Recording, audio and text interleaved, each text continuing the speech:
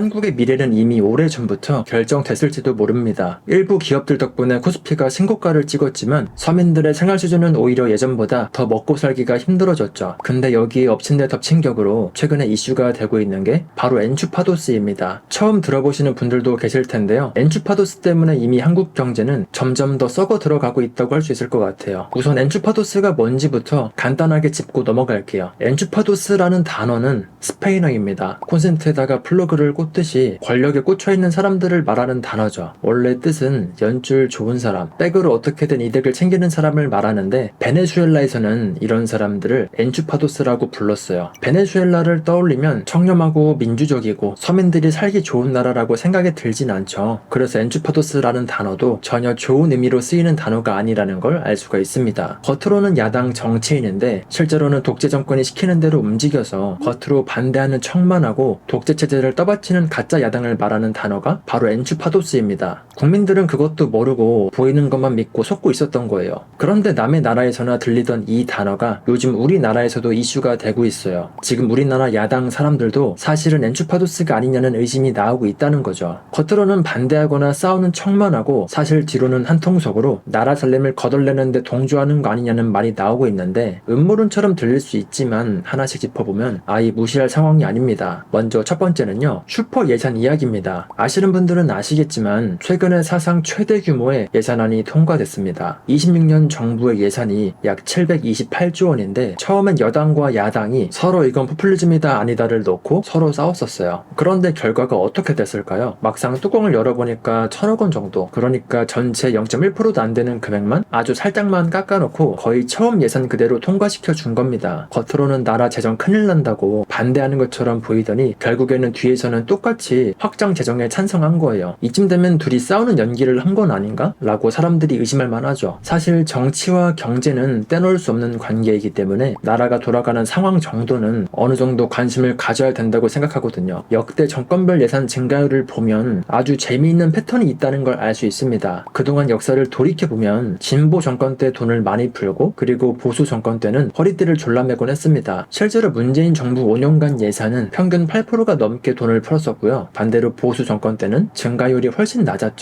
그래서 원래대로라면 지금 보수 야당은 예산을 너무 키우면 안 된다 라고 하면서 아주 강하게 막았어야 정상입니다. 왜냐면 돈을 많이 풀게 되면 그만큼 원화의 가치가 하락하게 되고 원화의 가치가 하락하면 양극화가 더 심해지고 지금 한국에 놓인 고환율, 고물가 문제는 더 심각해지고 그게 고스란히 민생에 직결되기 때문이죠. 당장 돈을 풀어서 좋아할 게 아닙니다. 목마르다고 바닷물을 마시는 꼴이에요. 하지만 지금은 역대급 슈퍼예산이 통과했고 심지어 보수 야당 국회의원들도 표결에서 거의 찬성해준 셈이죠. 그렇다 보니까 이젠 사람들이 의심을 하기 시작하는 겁니다. 보수인 척하는 가짜 야당이 아닌지 의심을 하는 거죠. 그리고 두 번째는 더 심각합니다. 바로 우리나라 경제 시스템이 붕괴 직전이라는 경고를 모두가 무시하고 있다는 거예요. 국제기구에서도 계속해서 신호를 줬습니다. 최근 IMF 보고서에서 한국은 저출산, 고령화에다가 부채까지 빠르게 쌓이고 있어가지고 빨리 제도 개혁을 안 하면 2050년에는 국가 GDP 대비해서 국가 부채가 최대 140%가 넘을 수 있다고 경고했습니다. 올해 국가 부채가 GDP 대비해서 51.6% 정도가 되는 건데 140%면 사회 시스템이 거의 정상적으로 작동을 안 하겠죠. 그리고 실제 데이터를 봐도 알 수 있습니다. 우리나라 국가 채무는 올해 1,414조가 되고요. 특히 국민들이 세금으로 갚아야 될 적자성 채무가 올해만 해도요 1,000조 원이 넘을 거라고 합니다. 그리고 가계부채도요 GDP의 91.7%라서 거의 세계 최고 수준입니다. 빚이 이렇게 많으면 작은 충격에도 연쇄 부실이 터질 위험이 커요. 실제로 무디스라는 국제신용평가사가 2025년에 한국의 재정 악화 추세가 지속되면 국가 신용 등급을 낮출 수 있다 라고까지 말했는데 만약 국가 신용이 떨어지면 외국 투자자들이 한국을 떠나고 국내 기업들은요 해외에서 자금을 조달하기 어려워집니다. 그럼 금융시장 불안은 더 커지고 결국에 돌고 돌아서 국민들에게 피해가 돌아오게 되겠죠. 그래서 사실 이런 상황에서는 원칙적으로 재정 긴축을 하고 구조 개혁을 하는 게 맞습니다. 지금은 허리띠를 졸라매고 금리를 올려도 모자랄 판이죠. 근데 현실은 정반대 방향으로 가고 있어요. 오히려 역대급으로 돈풀기를 하고 있습니다. 정부도 국회도 지출을 늘릴 생각밖에 없어요. 근데 진짜 문제는요, 원래 브레이크 역할을 야당이 해줘야 되거든요. 아무리 정부와 여당이 돈을 쓰겠다고 해도 야당이 강력하게 제동을 걸면서 균형이 맞춰져야 정상이에요. 근데 지금 야당이 제동을 걸기는커녕 앞에서는 반대하는 척만 하고 뒤에서는 밀어주는 느낌이라서 사람들이 엔추파도스가 아니냐고 비판하고 있는 거죠. 그리고 연금 문제를 봐도 비슷합니다. 작년에 국민연금 개편안이 국회를 통과했죠. 쉽게 말해서 올해부터 보험료를 더 많이 내고 나중에 연금을 조금 더 받게 설계한 법안이었죠. 현재 국민연금 보험료를 9% 수준에서 15년에 걸쳐가지고 13%까지 올리고 소득 대체율도 높인다고 하는데 한마디로 국민한테 더 걷어서 더 퍼주는 걸로 연금 개혁을 한 겁니다. 노동시장과 일자리 문제도 심각합니다. 쉬었음 청년은 278만 명으로 역대 최고치라고 하죠. 청년들이 놀고 싶어서 노는 게 아니라 최저시급을 너무 올리고 이것저것 약자를 지킨다고 했던 정책들이 오히려 독이 돼가지고 지금은 알바 자리도 별로 없고, 그리고 이젠 회사도 신입을 뽑지 않고 경력직만 찾고 있으니까 청년들이 일을 하고 싶어도 못하는 지경까지 왔습니다. 그리고 가장 충격적인 건 따로 있어요. 바로 퇴직연금의 공적기금화 이슈입니다. 사실 민주주의 국가가 공산주의 국가와 다르게 가장 중요한 게 사적 자산을 개인이 자유롭게 소유할 수 있다는 거잖아요. 근데 이제 점점 국민을 지켜주겠다는 핑계로 많은 것들을 국가가 관여하고 있습니다. 정부가 애초에는 퇴직연금은 손대지 않겠다라고 했다가 조용히 방향을 바꾸고 있어요. 회사 다니면서 쌓이는 퇴직금들 있잖아요. 원래는 개인별 계좌나 기업이 운용하는 건데 그걸 국가가 한 곳에 모아서 공적 기금처럼 운용하겠다는 말이 나오기도 했죠. 이게 무슨 뜻이냐면 내 퇴직금을 국가가 대신 굴리겠다는 거예요. 국가가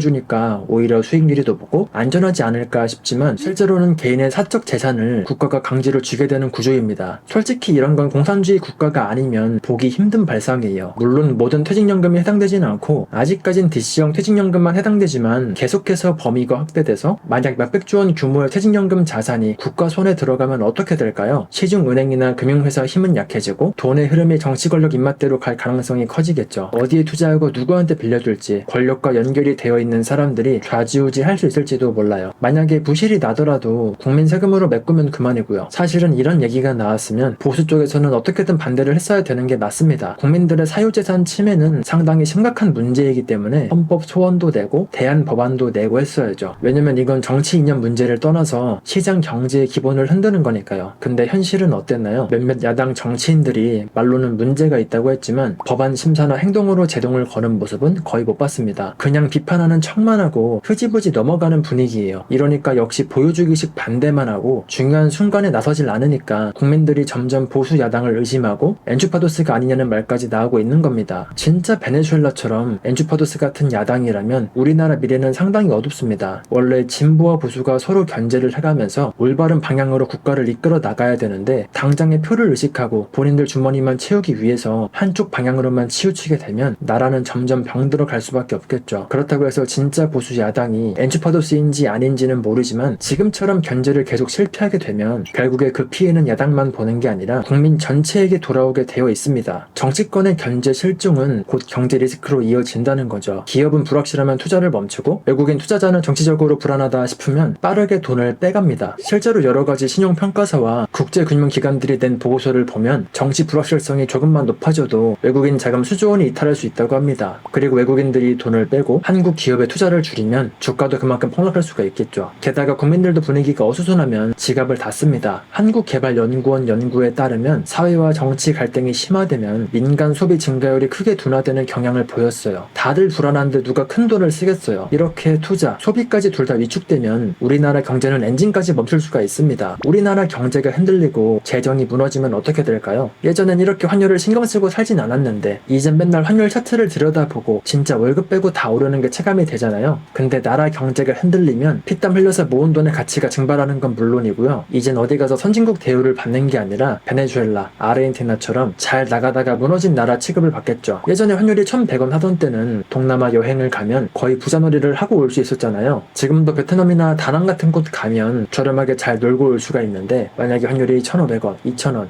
2,500원 계속해서 오르게 되면 그땐 동남아 여행이 가성비 여행이 되지가 않겠죠. 오히려 동남아 사람들이 한국에 여행을 오게 될지도 모릅니다. 특히 환율 붕괴는 무서운 게 서서히 오는 것처럼 보이다가 한순간에 터지는 게 무서운 겁니다. 겉으론 별거 아닌 것 같아 보여도요. 안에서 암세포가 서서히 퍼지다가 어느 순간 터지는 거예요. 물가 좀 오르고 집값이 이상하고 나만 먹고 살기가 힘든 건가 싶지만 그러다가 어느 날 확 다가오는 겁니다. 그리고 그 타격은요. 준비 안 된 사람부터 맞게 되겠죠. 그럼 집도 없고 해외 자산도 없는 평범한 사람들이 가장 먼저 타격을 받습니다. 사실 가진 사람들은 어느 정도 미리 대비를 해놓고 있죠. 이미 자산들도 어느 정도 있고 달러나 금, 해외 자산들도 많이 있고요. 하지만 대부분의 국민들은 먹고 사는 게 바빠가지고 그럴 돈도 없고 정신도 없습니다. 대부분은 먹고 사느라 정치와 경제가 어떻게 돌아가는지 관심을 안 가지고 살죠. 그래서 대한민국에서 계속 살아갈 거라면 두 가지는 꼭 하셔야 돼요. 바로 주권을 가진 시민으로서 정치 얘기는 나랑 상관없으니까 무시하는 게 아니라 깊게는 아니더라도 어느 정도 돌아가는 상황은 알고 있어야 된다는 겁니다. 주도권을 잡은 여당과 정부가 지금 어떤 정책을 내고 있는지, 그리고 이런 정책들을 내면 어떤 장점과 단점이 있을지 생각해보고 그거에 맞춰서 대비를 해야 되는 거죠. 근데 엔추파도스 같은 구조는 정치에 무관심한 사람들이 많을수록 더 깊게 자리를 잡거든요. 그리고 그렇게 되고 진짜 손을 쓸 수 없을 정도로 굼게 됐을 땐 대비하고 손을 쓰고 싶어도 손을 쓸 수 없는 지경이 될지도 모르죠. 그래서 좌파나 우파 이런 거 상관없이 내가 맞다고 생각하는 거나 국가에 장기적으로 도움이 될 수 있다고 생각하는 쪽이 뭔지 본인만의 가치관을 잡는 게 중요하다고 생각해요. 그래야 정치인들이 그저 듣기 좋은 말로 살살 꼬시면서 어떻게든 표를 얻으려고 하는 건지 진짜 나라를 잘 운영하려고 하는 건지 알 수가 있습니다. 사람들이 어느 정도 깨어있고 옳고 그런 게 뭔지 생각을 할 줄 알아야 베네수엘라 같은 엔추파도스 구조가 자리를 잡지 않겠죠. 아무리 코스피 지수가 오르고 대기업들이 잘 되더라도 잠깐 주식으로 몇천만 원 벌어도 장기적으로 봤을 때 원화 가치가 쓰레기가 되고 실물 경제가 안 좋아지면 다 소용없잖아요. 주가와 실물 경제, 통화 가치는요 서로 다르게 움직이는 경우가 많거든요. 그래서 좌파 우파를 떠나서 정치에 무관심하게 지내지 말고 대한민국 국민으로서 어느 정도 관심을 가지는 게 맞다고 봅니다. 그리고 투자자로서는 제가 늘 말하는 게 있죠. 모든 자산이 원화로만 되어 있는 건 그 나라 전체에 올인한 거나 마찬가지입니다. 물론 우리나라가 지금의 문제들을 다 극복하고 더 성장하고 좋은 나라가 될지도 모르죠. 하지만 미래는 예측하는 게 아니라 대비하는 거니까 포트폴리오는 다각화를 하는 게 오래 생존하는 데 더 유리합니다. 주식을 투자하더라도 한국 주식만 하는 게 아니라 미국 주식도 같이 하거나 금 같은 ETF에 투자하는 방법이 있고요. 예금을 하더라도 원화 적금만 하는 게 아니라 달러 예금이나 요즘은 또 스테이블 코인으로 들고 있으면 일반 달러 예금보다 이자가 많이 나와서 좋죠. 뭐가 좋고 나쁘고를 떠나서 중요한 건 포트폴리오의 균형입니다. 한 가지 자산으로만 올인하지 말고 생존에 초점을 두는 투자를 하셨으면 좋겠어요. 그리고 절대 빚내서 몰빵하지 말고 레버리지, 인버스 투자 같은 건 웬만하면 손 안 대시는 게 좋습니다. 어쨌든 요즘 엔추파도스 얘기까지 나오면서 보수 야당에 대한 인식이 좋지가 않은데 그게 사실인지 아닌지는 모르지만 만약 사실이라면 한국 경제는 이미 타이타닉처럼 침몰하고 있는 거나 마찬가지입니다. 그럴 때 아무것도 안 하고 있는 것보단 구명조끼라도 찾아서 입던지 적어도 생존할 방법은 각자 찾아야겠죠. 엔추파도스가 됐든 뭐가 됐든 견제 장치가 없이 폭주한다면 언젠가 한번 크게 터질 날이 올 것 같아요. 정치 얘기, 경제 얘기는 복잡하고 남 얘기 같아도 무관심의 대가는 상당히 크게 돌아옵니다. 결국에 우리 삶과 지갑에 직결되는 문제라는 거죠. 무관심할수록 더 가난해지고 관심을 가질수록 생존할 방법이 보이게 됩니다. 우리나라가 잘 극복하고 베네수엘라, 아르헨티나 같은 길을 그대로 따라가지 않았으면 좋겠어요. 다음에도 도움이 되는 영상으로 찾아뵙겠습니다. 영상이 도움이 되셨다면 구독과 좋아요, 댓글까지 부탁드리고요. 시청해주셔서 감사합니다. 좋은 하루 보내세요.